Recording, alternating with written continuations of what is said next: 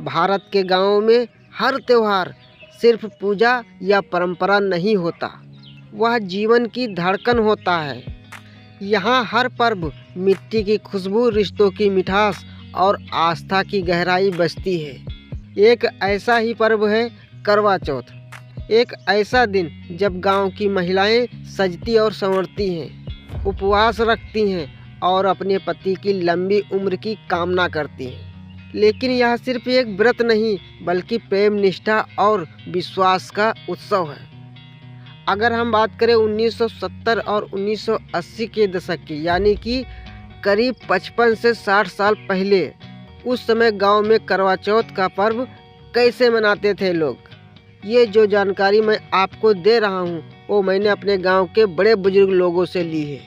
तो चलिए वीडियो को आगे बढ़ाते हैं और सबसे पहले हम बात करते हैं गांव की बहन बेटियां करवा चौथ का व्रत कब रखती हैं और कहां रखती हैं, ससुराल में या फिर मायके में। वो लड़कियां जिनकी शादी हो चुकी हैं वो करवा चौथ का व्रत रख सकती हैं, या फिर वो महिलाएं जो सुहागन हैं वो इस व्रत को रख सकती हैं, फिर चाहे वो ससुराल में हो या फिर मायके में। अब हम बात करते हैं करवा। ये करवा क्या चीज़ है?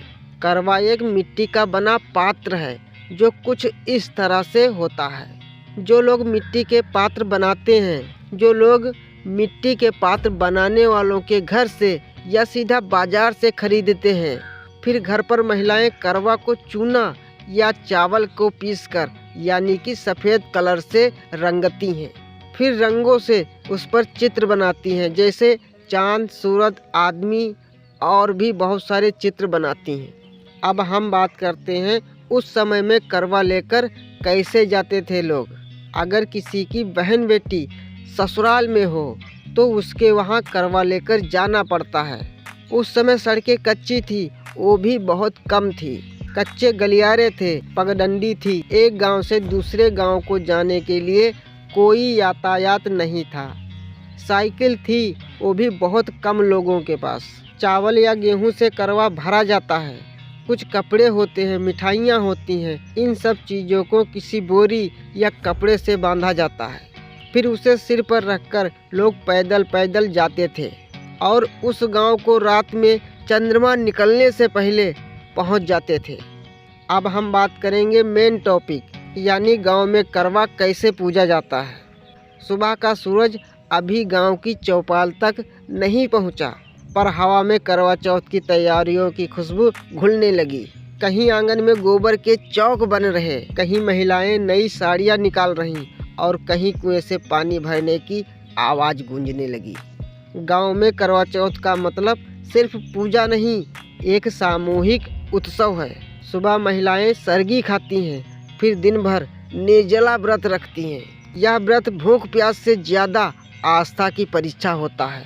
गांव की गलियों में ढोलक की थाप गूंजती है, महिलाएं एक दूसरे के वहां जाकर करवों की सजावट देखती हैं। कहीं मिट्टी के करवे में चावल और गेहूं रखे जाते हैं और कहीं सिंदूर और रोली से पूजा की थाली सजाई जाती है। गांव में यह दृश्य बहुत ही भावुक होता है।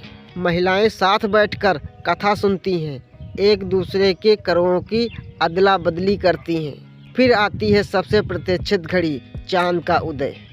आकाश में हल्का उजाला छाने लगता है, बच्चे घरों की छतों पर दौड़ते हैं, वो वहाँ से चिल्लाते हैं, माँ देखो चांद निकल आया। महिलाएं छन्न छन्न पायल की आवाज़ के साथ छतों पर चढ़ती हैं। यह पर्व यह बताता है कि जब मन में सच्ची भावना हो तो भूख प्यास भी भक्ति बन जाती है। मिट्टी की खुशबू, चांद की चांदनी और मन की सुंदरता, यही गांव का है करवा चौथ। अब करवा चौथ पहले जैसा नहीं रहा।